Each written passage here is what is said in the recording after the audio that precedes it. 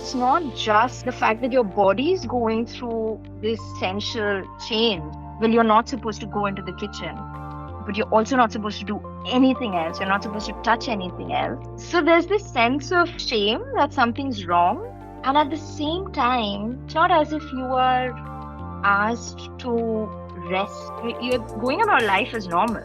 But what happens, or what happened, still happens, is that, say, if I am on my period and during those days, if there's a wedding or if there's, something, and you will be going there, but everyone will be told that I'm on my period, so that everyone knows not to touch me.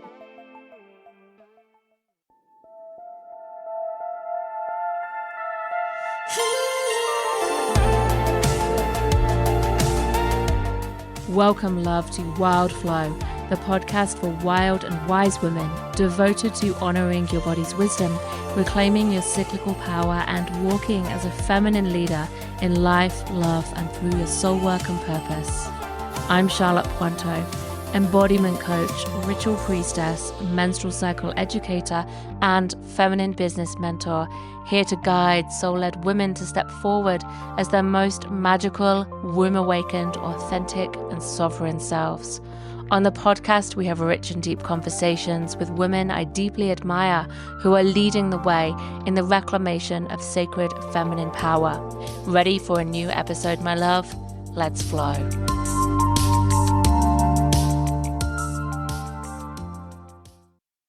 Welcome to Wild Flow, loves. Today's guest is Shivani Jobanputra. You're in for a deeply moving, inspiring, and powerful conversation, and I had a little tear during this beautiful talk with Shivani. Shivani is a youth mentor, menstruality life coach, menstrual educator, and sexuality educator. She's also a First Moon Circle facilitator. Shivani is an Indian woman now living in Sri Lanka. She's passionate about helping girls, women, and people who menstruate find restful connections within their own body.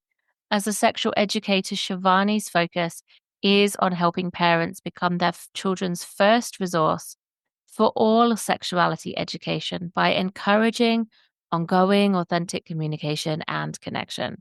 Shivani cares so much about helping girls to feel the rightness in their body and their own connection to their divinity through their menstrual cycle, as she has walked through this path of holding onto and protecting a deep knowing inside of her that whilst she grew up in a culture of the most incredible oppressive taboo beliefs and cultural practices that prevented Shivani and all women and girls in India from feeling like their body is something to be deeply ashamed of and that there is something inherently impure and wrong with it. Shivani shared with me in preparation for this podcast that as a menstrual educator, she is now poles apart from where she began at age 11. The different rituals that subtly but insistently made her believe that every month her body was doing something wrong is a far cry from where she's at now, ritualizing and worshipping her bleed. Menstrual shame is present all around the world, but there is something specifically, especially insidious in the way that these South Asian taboos affect our regular interactions, not just with our body and our bleed, but with our family and culture. It's not just a shame, it's a deep wrongness. It's not just icky, it's inherently impure. How do you grow up with that as an 11-year-old? This is what Shivani is here to talk about. Her journey from feeling exiled just because she has a menstruating body to rebelling against cultural norms and practices and her own family, to moving away and finding space and trust and a really deep, powerful connection that lives within her and within her menstrual cycle, to now stepping forwards to be this guide, this teacher, this voice of hope and love that children really, really need. I'm really excited to welcome you to this deep, deep conversation that was so special to just really witness Shivani in her full feminine leadership and in her light, in her power, in her truth, as she guides us all to reconnect with our own body and cycle as well, even in the face of immense taboo. Mm. Shivani, welcome to Wild Flow. I'm so excited to be with you and to have this conversation with you that I know is going to be really moving and powerful and really important for us to be having and to hear about your experiences and cultural um yeah, cultural norms, I guess, of what it's been Mm. like growing up in a South Asian culture. Regarding your body and your menstrual cycle particularly. So before we dive in, Shivani, I'd just love to begin with a cycle check-in so we can just feel where we're at in our own bodies and then in relation to each other as well, and invite listeners as well to drop into yourselves for a cycle check-in. So with these cycle check-ins, inviting you just to feel where you're at in your body in relation to your menstrual cycle, if you have one, and how that feels for you today, and dropping into perhaps the time of day or the earth season or the moon, just whichever season cycles, perhaps other um, cycles playing out for you in your life as well at the moment. Whatever is there for you, just sharing with us from that cyclical awareness of just where you're at and how you're feeling today. So I will go first today, and then invite you to come afterwards. So I'm just suddenly realizing that I've lost track of where I'm at in my menstrual cycle. So ovulated a week late. So I'm out of ovulation now and like just dropped into the premenstrual phase, and I'm day 25. But much like not my usual day 25. Like um yeah, like it was almost like, a week before that in my cycle. So dropping out of ovulation over the last few days, that sort of tail end of summer, I kind of landed in my premenstrual phase with some more tiredness and less clear thoughts actually. My words feel a little bit harder to string together today. Um and just a little bit more I felt like some real kind of discerning energy coming through that I've been putting into good practice over the last couple of days, as I've been refining some of my work and Mm. just kind of doing some editing and reviewing and recording and um, like looking at some client work as well for them and like checking over what they've done. And so that kind of attention to detail coming in, it's kind of a bit more strategic thinking coming in, and a little bit more um, like kind of aware of how all things are fitting together, sort of in a like seeing the bigger view, the big picture patterns, sort of quite aware of that at the minute, um, which is quite fun. Whilst also feeling, yeah, like my energy's starting to drop down a little bit and suddenly in need of more sleep because when I'm mid-cycle, Mm. I'm like not very tired, which is a really interesting place to be. When I then drop down. So that's me and my body. And we are coming up to full moon this week in a like 3 days or so, 4 days. Um, and so yeah, my body is like at the opposite side of the cycle to the moon. Mm. So the way the moon is coming to fullness, I'm leaving fullness, and on that descent. So at the end of the year as well, which just feel at the minute, feel like everyone's getting tired and like, Yeah. oh, like, okay, like gearing up to school holidays for us, the long summer holidays will start in only about uh 6 weeks or so. So we're just at that kind of tail end of like hanging on, getting through. Mm. Um, and it's evening here, so evening time. And it's just dark because we're in daylight savings. So it's kind of like really closing in towards the end of the day.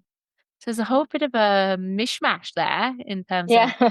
where we're at in all of those different cycles. Um, yeah. How about you, Shivani? What's there for you today? First of all, thank you so much for having me, Charlotte, on the podcast. It is such an honor to be here. I'm super excited to have Oh, this conversation with you. I am cycle day 22 today, and I usually my cycles are 24, 25 days long. So I'm really feeling full, and feeling I'm feeling ready to just release. I've been feeling for since yesterday. I've been kind of energetically feeling like as if I'm on a precipice, and I'm just ready to just drop the moment it comes. I'm really, really ready for it. mm, So I'm really looking forward to the bleed. Um, it might coincide with the full moon. Um, and yeah, I'm just ready to surrender to it this time more than usual. mm, I do always look forward to it, but this cycle I'm really feeling that energy of being, at the top of something and about to drop. mm. And I'm really feeling that this time. Like a roller Yeah. coaster where you're like just hanging over the cliff. Yeah. And it's like, Yeah. don't look down. Yeah, but the only thing is that I'm looking down. Yeah. I'm, Like, I'm the looking only down. way is down. Yeah. Oh, that's beautiful. Thank you for sharing. And you're in Sri Lanka as well. So tell us Yeah. a little bit about seasons there and how you connect to seasons of the earth there, if you do, and how Mm. that works. In the work that we do, and even with the menstruality work and everything, I know we look at the seasonal framework with the four seasons. We don't have those here in Sri Lanka. I'm from India. I've been living in Sri Lanka for the last 12 years. And, we don't have that separation of seasons. It is, however, becoming cooler now. There's a little bit of coolness in the wind in the morning. So I feel like connecting more with nature. Otherwise, I'm not made for the sun. Like I'm not. I've lived in countries near the equator like my entire life, but I'm just not. I'm not a high summer person. I am someone who enjoys slightly cooler, slightly, just the time before winter. I guess autumn. Mm. That's my energetic kind of home where I really enjoy that time of just in between, just that descent exactly. And yeah, so it's mostly over here the seasons are, it's either sunny or it rains for a while, or then it's sunny again and then it rains for a while. You know? That's just how it is. Um there are places here that we can travel to which would be cooler. If I go up to the mountains, it would definitely be cool. But that doesn't happen much. I'm in Colombo, so it's just just city life. But I try to find pockets of nature wherever I can. Just sit in the grass, sit next to a tree, and yeah. Ah, thanks. I love that. I love that. Um, Awareness for us and for anyone else listening who's like not in a place where you feel like you've got like a classic in that kind of like four seasons, but have, maybe like a wet season, a dry season, or six Mm, seasons, like Indigenous Australians look at it from a six season point of view, or from where you are, like you're saying, being in the city as well as living near the equator, and that sense of like how you connect with the earth at times and nature at times. And it's just really interesting to hear because, all different perspectives are so necessary. Um, and, being able to to kind of um find your way to relate to that is really beautiful. So I'm really hearing you saying that energetically you sort of like that kind of more descent time, and you might call that Mm. autumn, but how that shows up for you in your particular climate, and then how that's, I'm guessing, a mirror for you as like your sweet spot in your cycle too. Would that be right? Yeah, yeah, yeah, absolutely. Mm. Yeah. Yeah, beautiful.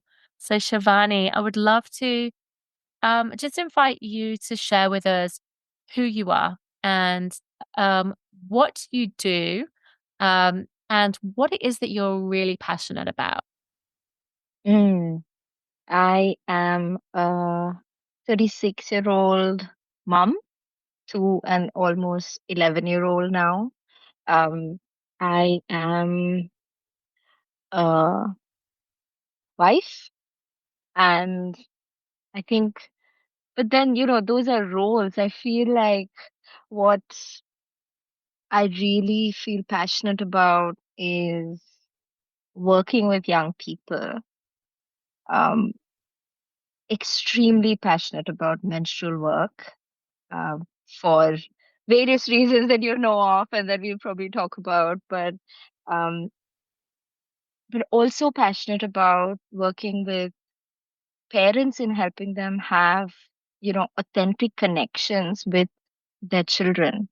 So I also am a sexuality educator, and my work around that is to help parents understand how to have conversations around sexuality, all aspects of sexuality with their kids in such a way that those conversations span the entire lifetimes that you're spending with your kids, so that it's not just one conversation, but so that they know that they can come to you when they are 9 and when they're 15 and when they're 25 and when they're 45, and so that you're always there for them, and helping empowering parents to build that foundation.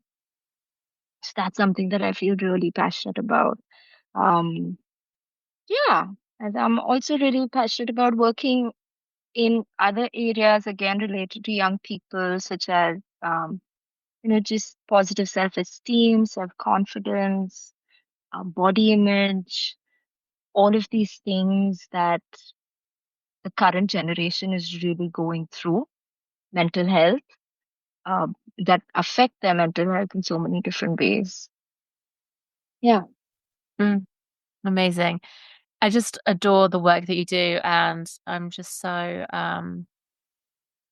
yeah, really blown away and moved by the power of what you're doing and the conversations that you have, particularly in parts of the world that traditionally haven't had these conversations, or it's been difficult, taboo, it just completely off the table. Mm, From my understanding, obviously, and mm, what I'm aware of, and just the fact that you're there creating these spaces for children to be them their full self, to explore different parts of them that perhaps they didn't even know were there, to feel safe in their body, and then to have that relationship with their parents that their parents would not have had with their parents.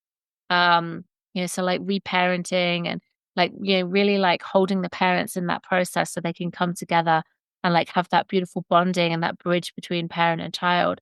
I can just imagine how healing that is for child, for parent, for you doing the yeah. work, but just Yeah. like that is really powerful work. So just yeah, I'm so inspired by you and just like wow, Shivani, wow, Oh. yeah. It's the same. I think all of this, everything, you are the inspiration for almost everything that I am doing right now. So it's Oh, you were the beginning of it all, Charlotte. First Spoon Circles were the beginning of everything. So yeah, the oh, credit also wow, goes to you. oh wow, thank you so much. Oh my gosh, I'm so like moved, but like okay, so I want to dive into that. So I guess my question there that would be beautiful to flesh out from there is you're a first moon circle facilitator. You did the training, I can't even remember how long ago. It's been a while. Yeah, it's been, I think, over 2 years, I Yeah, I think think. it's it's been a good 2 years. You Yeah. hold circles prolifically. And so I would love to ask you, as an Indian woman living Mm, in Sri Lanka, um, what is it that really brought you to train in first moon circles? And mm, why is it so needed, particularly in that part of the world? I'd just love to hear from that context of where you live and what you've lived through, um, mm, about why, you said before you're so passionate about menstrual cycle awareness, and this training and then this work has been like a real jumping board for you to go and do all of this other incredible training and this other incredible work. What is it that lives in you that really lights that fire for you to do mm. this? So, my experience, my personal experience of menstruation was, rife with the societal taboos around menstruation that were there, and there were so many rituals, so many things that just made the entire process somehow seem wrong. And while I felt that, while I, experienced that wrongness, at the same time, there was this very tiny part that was very much suppressed because of what my society was growing up. But there was this very tiny part of me always that believed that this cannot be wrong. It does not make sense. I grew up in a very religious family, and so there have always been conversations around God, the specific God that, because the Hindu pantheon is just massive. And there have always been these conversations as we were growing up. And so when I started bleeding and then had to follow these rites and rituals, which meant that, I couldn't touch people, I couldn't touch things, and all of this came up, there was still that part of me that believed that, well, if God has made us and if God has made everything about us, it doesn't make sense to me that God has made something wrong. Energy is everything, and your energy speaks volumes. Did you know that we all hold different frequencies, styles, strengths, and growth areas as leaders? When you're done with masculine, corporate, or patriarchal leadership, you might not even see yourself as a leader, but I know that you are because you're here listening to this. It's time to shake off all the ways you hold yourself back and step into what is possible for you when you awaken and embody your feminine leadership to show up authentically and lead with soul as you share your magic and medicine more fully in the world. Sometimes we just need a magic mirror to help us see ourselves more fully so we can appreciate our own strengths and skills and learn to really use them for good. Take my Sacred Feminine Leadership Archetype quiz now to learn how to tap into your authentic energy so when you show up, it feels easy, natural, and inspiring. Understand how to best attract your soul sister squad, how to tap into your natural wisdom, how to use your innate strengths, and how to work with your shadows. We need you in your full expression, leading from your feminine energy, so together we can create ripples of change around the world. Take my juicy quiz now to get your own keepsake guide at charlottepointo.com/quiz.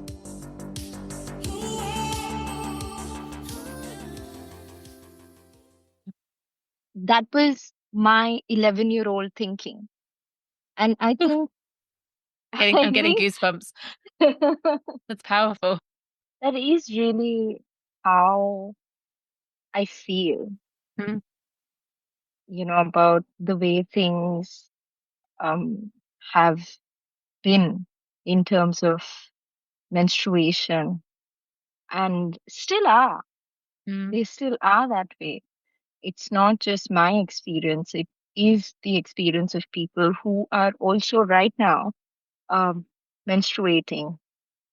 and it is highly normalized.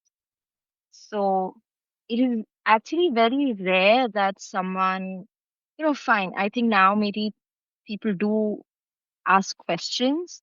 That was I remember my mom used to say that, well, we never asked these questions.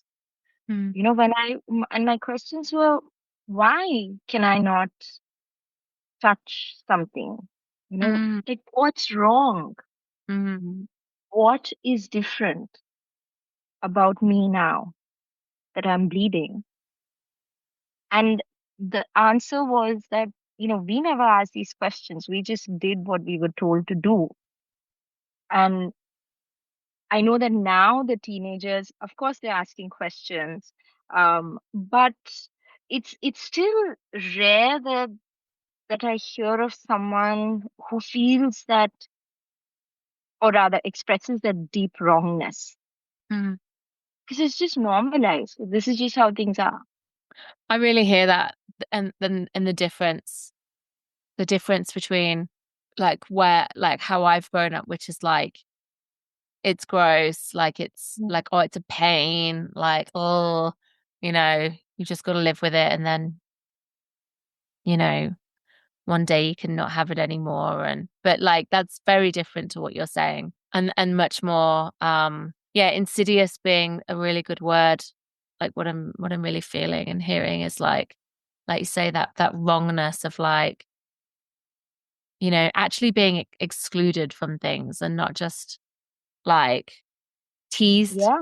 would be what we kind of had, I guess, growing up when I was at school. Like that kind of tease of like, yeah, which is Mm. which is like not great, but it's still not what you're talking about. And absolutely, those are not, of course, that doesn't minimize the wrongness of those interactions also. That's Yeah. not okay either. But um, there's just that, of course, is present. And Mm, then there's another layer that is just that, well, you feel shame because your body's doing something wrong. yeah. You feel shame because you're impure, Yeah. that there's poison Mm, in you. That's what, these are not the things that are said, of course. It's not like someone has said this. But as a young child, if suddenly you are told that, well, for 3 days in a month, for the rest of your life, you for the rest of the time that you're going to be bleeding, you cannot touch anyone, you cannot touch fabrics at home, you cannot look at a temple, you cannot obviously go into a temple. It just makes you feel like, what happened overnight? It's not just the fact that your body is going through this essential change, but then it's also emotionally you're just feeling that, well, I can't get a hug if I want a hug, you know, when I'm bleeding. when you need the comfort. When you need the comfort, when you're having Yeah. the cramps, you can't. And if someone does touch you, they have to go take a shower, you know? And it was just, for me, I was just like, it just feels, it doesn't make sense to me. Yeah. It's a total exile. It is. And at the same time, obviously, now that we've been doing this work and learning about it, I can kind of understand where it may have come from.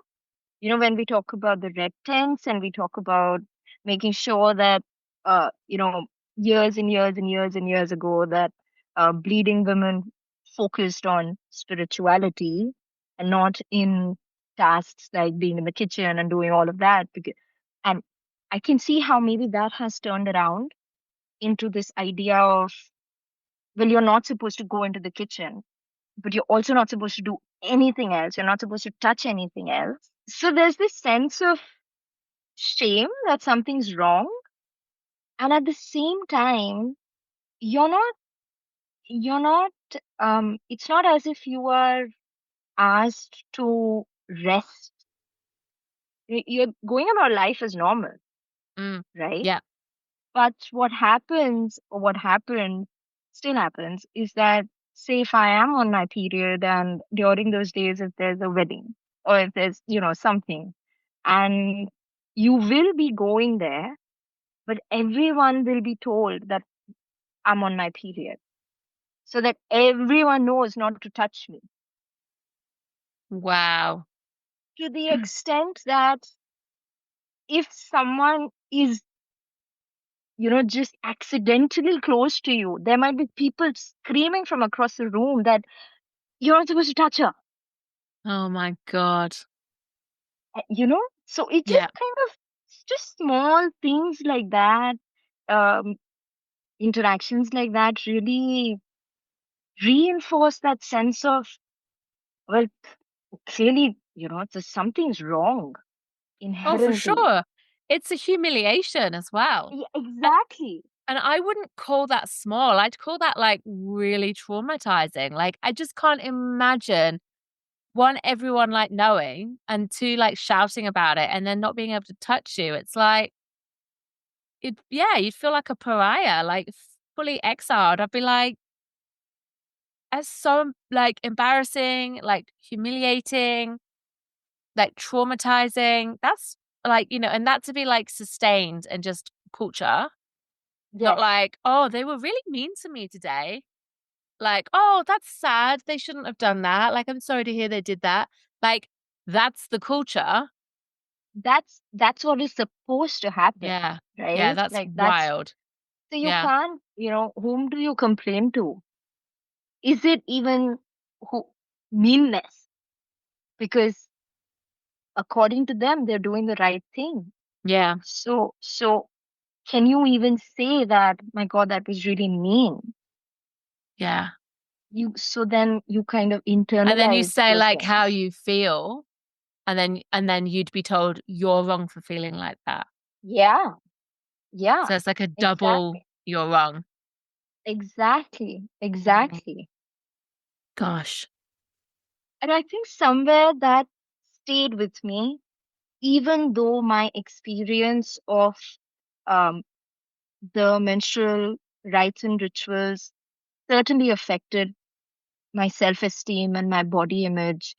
Uh, in hindsight, I don't know, maybe I was particularly sensitive to it. I know people who just breeze through it and don't really think twice, but I feel that even if there is one person sensitive to it, no one should feel this way. Mm. Um, you know, so while these things did certainly affect my view of myself, there was also throughout this time this tiny little part like, oh, this doesn't make sense. It doesn't make sense. It didn't fit into this worldview that was being um, put on me. And so as I grew up, I followed all of these rituals up till I got married at 20. So I got married very early on. And I followed these rituals up till then, until the day that I moved out of my parents' house and, moved into a separate place that was my own. And I remember that when I was, my first cycle, when I was by myself in a new place, and I just felt that I don't have to do that anymore. I don't have to follow these things anymore, because that part always believed that this is not right. Mm. It helped me to not believe in the things that were being told to me were right. So when I was by myself, I didn't follow those things, even though there was fear, because it was, I had that fear built into me Mm. after all these years, even though that was there. But I felt that, well, now I have to give some voice to that little part. that Mm. continued to survive through all of these things. Um, so and and then I remember that was 20, and then when I was 24, I became pregnant, and I I wished and wished for a girl, but I didn't really even, admit it to myself that I really, really wanted a girl, but I did. And then when I had her, I just thought that there is no way that I'm ever going to let her feel shame about this magical thing that her body does. So I'm going to do everything possible in my power to make sure that her experience is wildly different, completely different from what mine was when she starts to bleed. And so that was when I was 25 when she was born. And I didn't know anything about menstrual cycle awareness or anything at that point. There was just always this innate knowledge that my body's not doing anything wrong. There's nothing wrong with what this is. And it has to be something good. It has to be something pure. Um, but I didn't have anyone to give me that knowledge. I didn't know whom can I ask or look upon as a teacher who can tell me that, yes, you're right. Because any sort of authority figure in whatever sense, whether age wise or whether position wise or, knowledge wise, anything, everyone that I knew of came from that same mentality that I grew up in. Mm. And it was when I came to know about First Moon Circle School, about you, and I was like, oh my God, this is what, like my life since I was 11, this is what I have been building up to.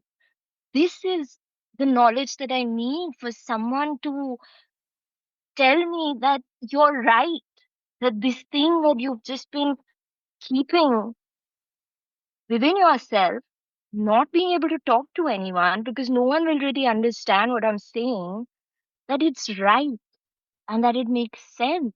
And that was you. Oh my You gosh. did that. Wow. Oh, wow. Thank you for sharing that story. I've just had like goosebumps the whole way through. I'm just so absolutely in awe of your like sacred rebel, like teenage self, like who Mm. could hold on to that flame of inner knowing and like self love for what your body was doing. And just that knowing that it was beautiful and that it was right, even though you couldn't explain it and nobody else around you would even remotely get it if you were to voice that. And hearing, that there was that fear because that's what you've been raised in. And you're like, okay, if I'm Yeah. going to break this ritual, if I'm not going to do that, like, is there going to be like you're stepping into the unknown? Like, is there a consequence here? Yeah, that was Yeah. a very real fear because, um, I don't know if I've shared this with you before, but there was a time when I was young, when I had just begun bleeding, when there's that rebel was still there, and and all the more at the very beginning, I was like, well, oh, this is nonsense. Like, how does it matter if I touch something and someone, like it doesn't make any sense to me. And it was never explicitly, of course, no one ever said that, if you do this, something bad will happen. But it didn't need to be said because it was just that you cannot do it. It is Mm, not okay to do it. And I guess since there was no way to ask questions, you were free to make your own inferences based on your own personality, right? And I was that person who will then make inferences from it.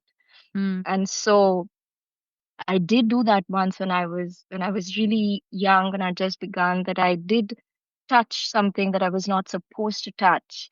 And coincidentally, of course, someone very dear to me passed away after Oh, the next day. And okay. I was, I truly felt that I did that because I touched the hand towel in the bathroom.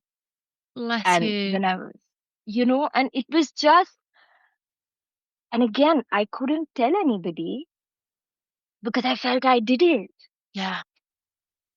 And it was someone that I was really, really fond of, and a family member that I was really fond of. It was just a freak accident. To this day, I still don't know the actual details of what happened. Um, but as in, as an 11-year-old, you just that I guess that sort of magical thinking kind of takes hold, and I just felt that, well, I can't tell anybody because then they will all blame me. And of course, I know that I should have told someone, and they would have been like, no, of course it's not you. But I didn't know that at that But time. that is the power of shame, right? And that is how Yeah, you internalize it and turn it on yourself and then live with the guilt of that. yeah, Oh, my love, that's huge. Thank you for yeah. sharing that with us. I hear you. Mm, And as you say, you know it was not that, but that is what you're living in. And that's what, so there'll be so many people who've done what they're not supposed to do and then, you know, connected the yeah. dots between two unrelated things and made that mean so much about them. And then they take that on as their story about themselves and their Yeah. body. And yeah, that's so powerful. Wow. And it made the fear very real. Yeah. The fear of so there it was a very there was throughout my time growing up there were very strong opposing forces within me because the fear was then very powerful, and at the same time there was this belief that, but I don't understand, it cannot be wrong, Mm, this cannot be wrong. So when I did start doing my menstrual work, or that first time, and after marriage I was just by myself, and I did think that, my god, what if I was much older, this is almost 10 years later than what happened when I was 11, but there was that part of me that was saying, what if something happened? mm, And there was a process that, perhaps not, obviously it wasn't a conscious process, but there was a process that I had to go through to still say that, no, I have to believe in this other thing, I mm. have to trust this other thing. Yeah. Yeah, Wow. You're such a change maker for, you know, in your family, but also just culturally. And now to be able to be the period agony yeah. aunt, the Yeah. the educator for the children. What's it like for you now to share that knowledge? How do children receive it and families, I guess? What's it like for you to be visible and known as the the period educator? What's that It's like? amazing. It's amazing. I feel so good about myself. I feel so good about myself. Um, so my first circle, my very first, after the training, after the end, first moon circle was such a lovely, lovely training. You held us all so beautifully, and at the end of it, my first circle, it everything just worked out that I held it in Mumbai, in back home. That was my Yes, first that's right. circle. Oh, I remember. Oh my Um, gosh. and it was just so, and in my home, and so in my parents' home, where that's where, because that's where I stay when I go back to Bombay. And it was all the my nieces and my daughter. So it was all family, and we did the circle, and I started bleeding on the day that I did Oh, the circle. Like I was that morning, and it just felt perfect. It just felt, well, of course, this is what I'm meant to do. This is this is what everything has been for, so that I can understand where they are coming from, and I can also give them this complete, full bodied belief that your bodies are going to start doing something amazing very soon, you know, and then my body's doing it right now while I'm talking to you. you know it just it was beautiful. And even up till now, that was 2 years ago. That was August 2022 when I had my first circle. And even till now, my nieces, whenever I go back, they're always coming up to me and telling me, well, this is what's happening and this is what my body's going through right now. And the moms know, they're like, oh, thank goodness you're here, because they're going to come and, they're going to talk to you about the changes that they're going through. Um, and they're very comfortable. They're very comfortable about it. So that's because, of course, that's because they're my nieces. It's not that we're talking all the time otherwise, but if they have something to do with their body, they come and tell me. yeah. That's the thing. But beyond that, the circles that I've held, the over here for just people in the community, even in Bombay, they've just been really, really fulfilling. For me, they've been really fulfilling. I feel that every single, the feedback that I get from the parents is, of course, really valuable. But from the girls themselves, when they come in not knowing, well, what is it that we're going to talk about? And then at the end, they're like, well, I'm excited, getting my period. I just feel that every every girl, every person that I work with uh heals a part of me, Mhm. Oh, so it's Shivani, I want to cry. That's so beautiful. I feel that too. yeah, Every yeah, every person you work with, every girl, every child heals a part of you. Wow. yeah, yeah. Uh, And it's been really, really lovely. And um recently something happened. This was I think last year, that, of course, now I have my own, my practice and my spiritual practice, which, I offer prayers when I'm on my bleed, to my, just my complete and utter joy. There was just a random day when there was a day when I wanted to just, I think I was just, maybe I needed to meditate, and I had just lit incense in my room, and my daughter wasn't at home. And then she came home and she entered my room and she smelled the incense, and she told me, and it's called puja, the prayer that you do in Hindi. It's called doing puja. mhm, So she said, because she smelled the incense, she asked me, oh, you've done puja. Are you on your period? Because for her, it is the idea of it is completely different. Where 10-year-old, 11-year-old me could not equate the idea of spirituality. At that time, it was just religion, could not equate the idea of God with bleeding. They were completely separate. They had to be separate. But for her, for my daughter, when she smells something or hears something that sounds like a prayer, she thinks it's because I'm bleeding that I'm mhm, doing it. And it's exactly what I wanted when I gave birth to her. that her experience will be wildly different from mine.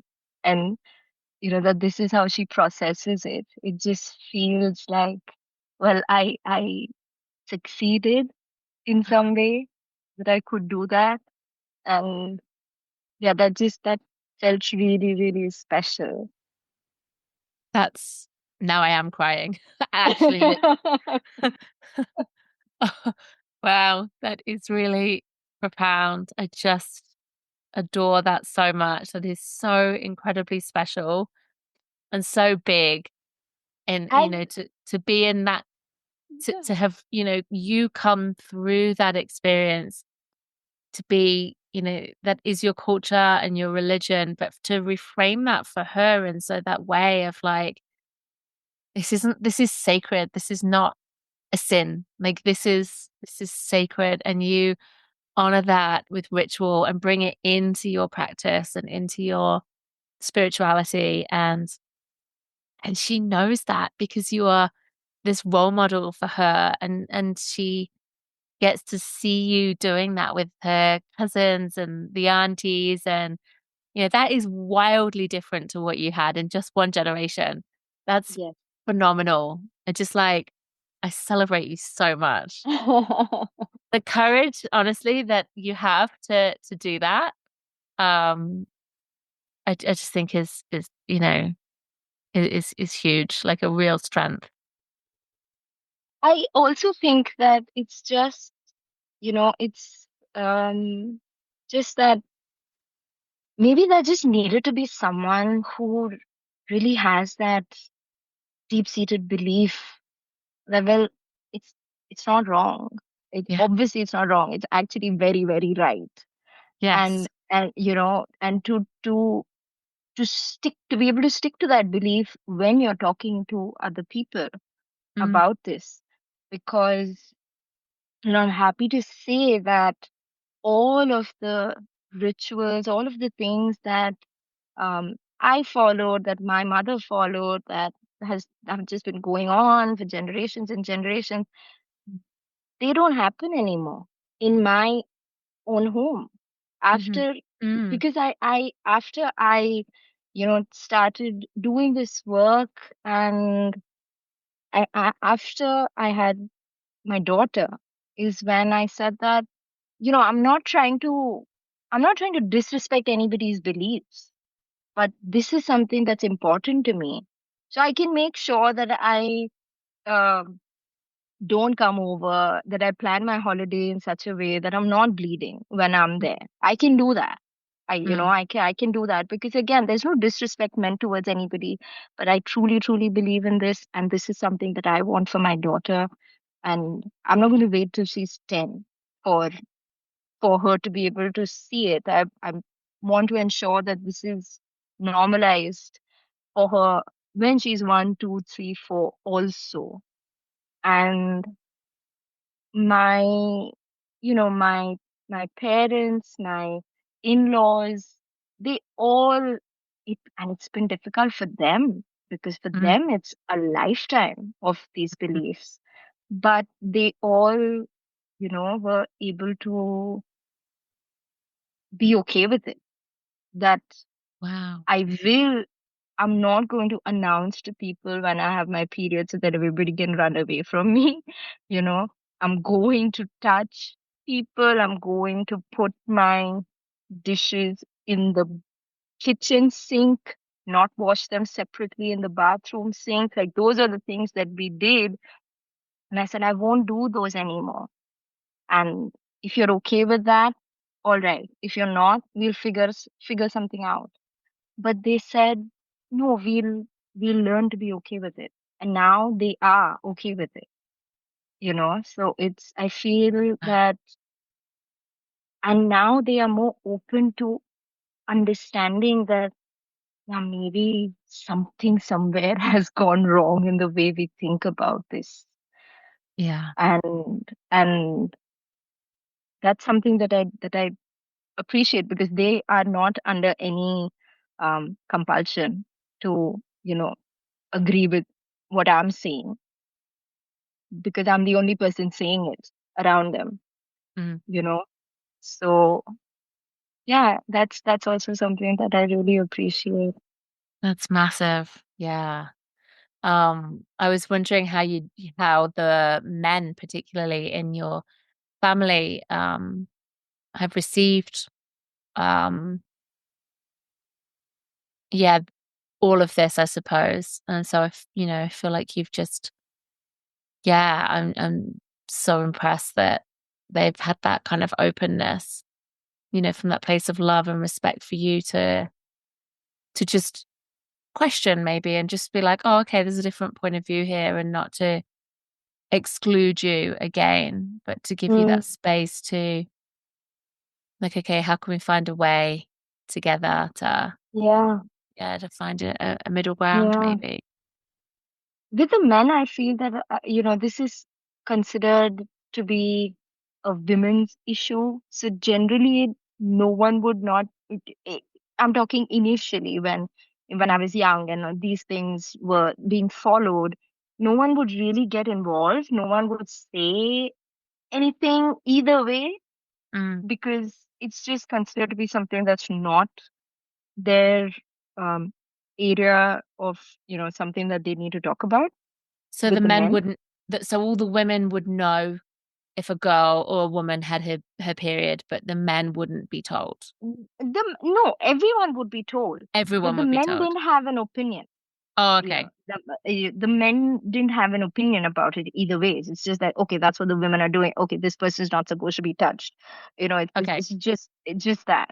But Okay. I think after I have maybe I have maybe just made this topic front and center for the men in the family, whether they're comfortable or not. And I'm like, well, we need to discuss this, especially after my daughter was born, that this is how it's going to be, and you need to tell me, you need to have an opinion about it. And uh yeah, I think they've kind of been a little bit, mm, you know, they're not really sure what to say. They're like, okay, let's just go with what you feel is right. That's what, like the grandfathers, Yeah. and it's. But then but I think generationally also it changes, right? Like the way they feel towards the granddaughters is very different. So it's just that they just want them to be comfortable with everything. So when I say that, well, this is what is going to make them comfortable, they say, okay, let's make it happen. You know? Oh, that's really that's so awesome. Amazing. Yeah. Wow, Shivani, thank you so much for sharing. So I'm curious if I can ask, and this, Mm, tell me if not, but um, your daughter, if she has started her cycle yet, so she's not not yet. yet. I'm just Not yet. curious whether you're planning on honoring that in some particular way, and or whether she wants to or not. I'm just wondering if you would just share with us what your thinking is on Yeah. that at this point. Yeah, of course. I want to do something, but I'm also trying to kind of temper my excitement a little bit and remember that the whole point of it is to give her agency and to empower her, and so I'm like trying to like really rein it in a little bit. But I have just been asking her that, you'll probably um get it in a maybe sometime next year, at some point. So is there something that you want to do? And she hears me talking about periods like the whole time, and she's over it, as in it's just so normal for her. She's been to, I don't know, 10 first moon circles. She's I like at this rate she can just she the other day she's like, I can just conduct one of these. That's awesome. I She's just just love it so much. she's just been there the whole time. So Oh, she that's knows how amazing. excited I get about it.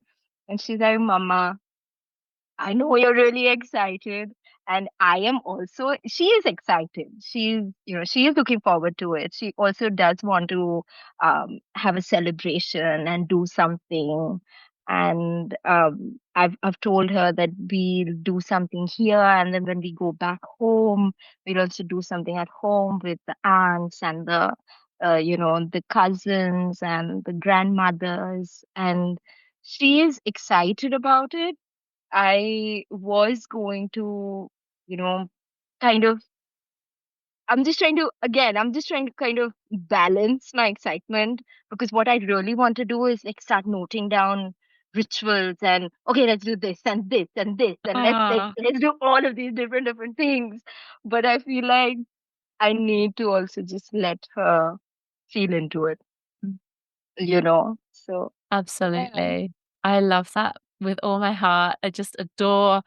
So she would have come to a circle when she was 9, is that right? With the very first one? Was she 9 or even Eight. younger? 8. She Eight. was 8. Yeah. Yeah. Cool. Yeah.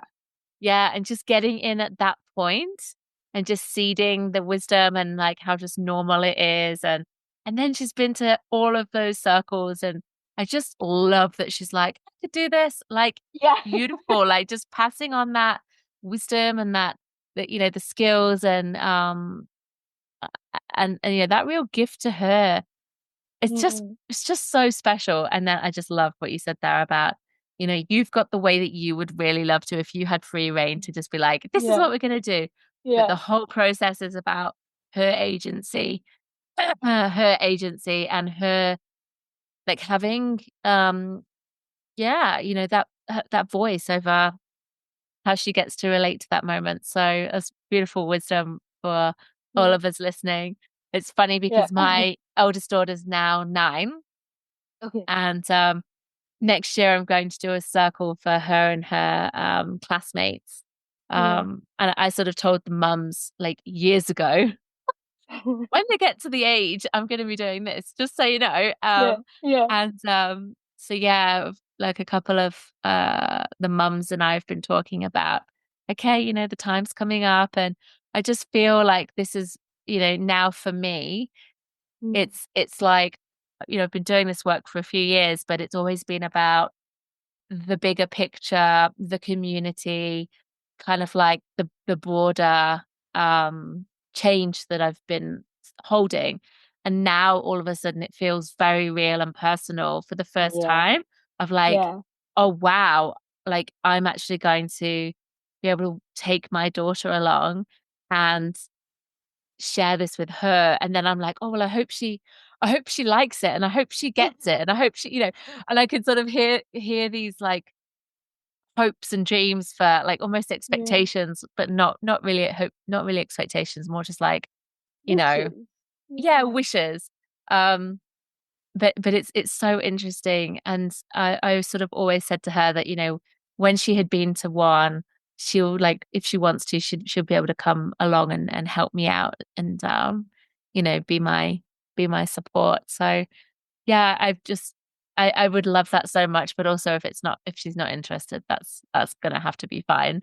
But Yeah. yeah, that's just so special hearing that. And so thank you for the timely wisdom and message I needed to hear, and just sharing your experience. That's Yeah. really, really profound.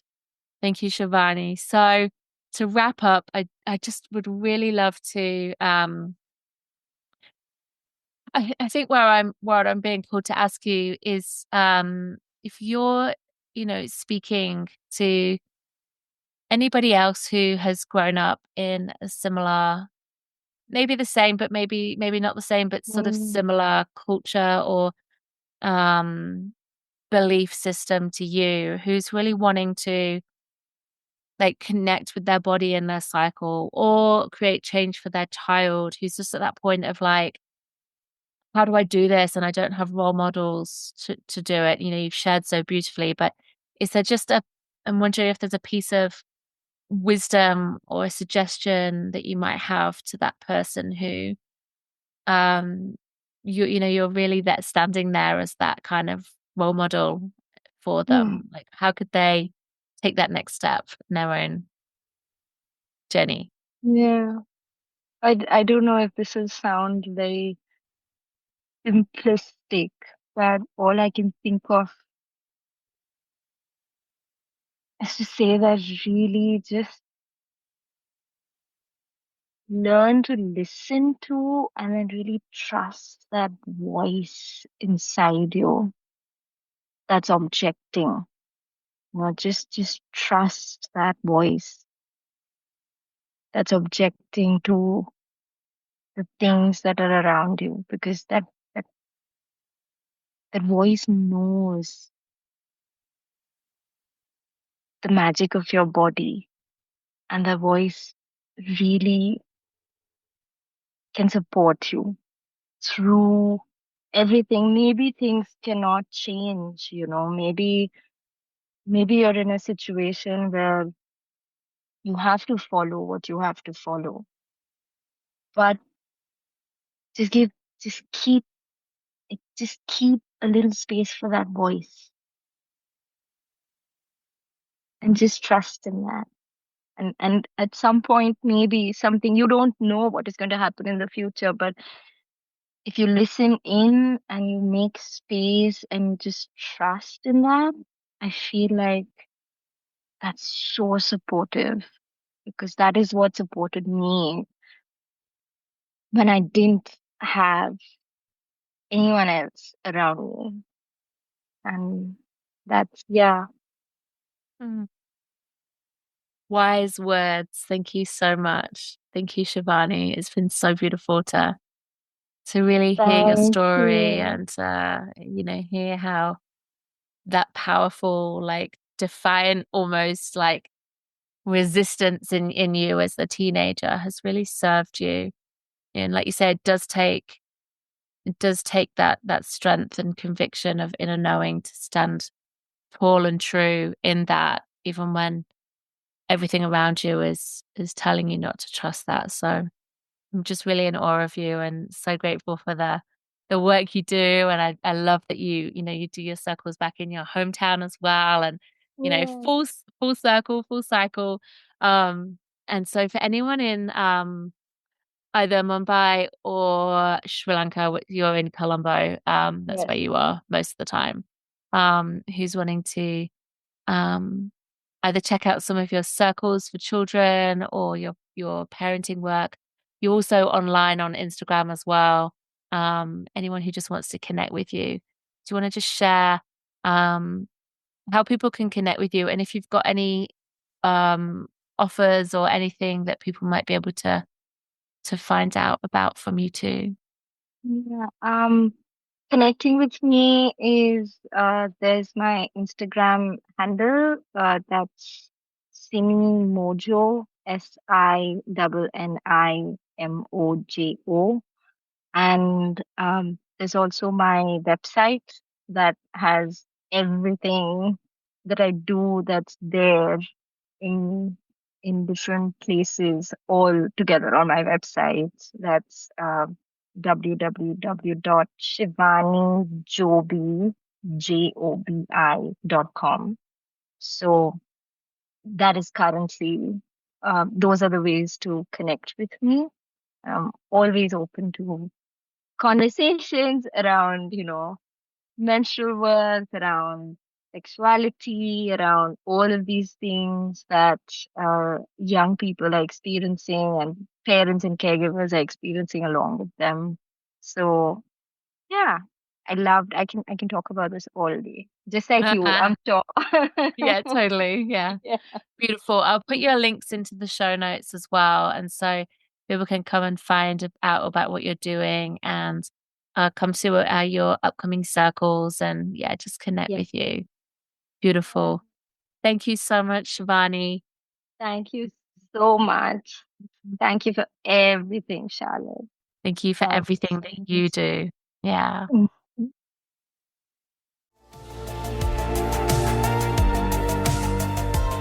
Thank you so much for listening, my love. To reclaim your wild feminine power, magic, and flow is an act of sacred rebellion, and it's needed now more than ever. Share this episode with a sister, share on socials, leave a review, and support this podcast and movement to grow and deepen around the world. To discover, activate, and embody your sacred feminine leadership archetype, take the quiz now at charlottequanto.com/quiz. To find if you're a mystic, muse, connector, or challenger, to become the feminine leader you're born to be.